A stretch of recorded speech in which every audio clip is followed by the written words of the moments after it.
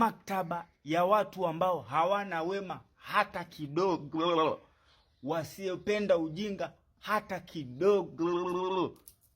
Wamefanya utafiti kutoka kwenye maktaba hiyo.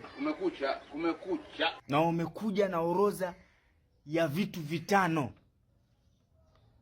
Hizi ndio tabia tano mwanaume ukiwa nazo ndani ya huu mwaka auishi unabakwa. Kivumbi leo.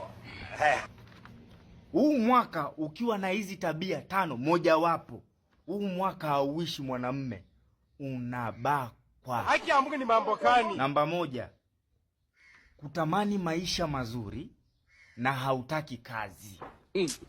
Yaani wewe ukiitiwa kazi unasema ngumu.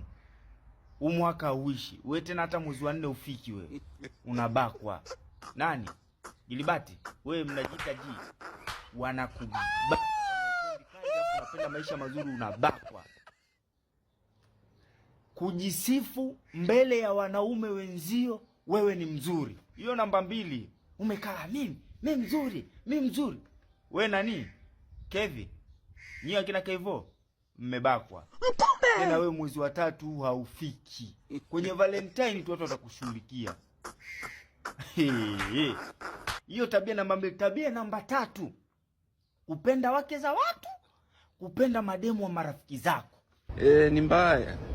Nyie akina Chidi Rashidi, na kuhakikishia huu mwaka uishi ukiwa na hii tabia. Wenzio wanakubaka, unabakwa nyau wewe. Utabakwa.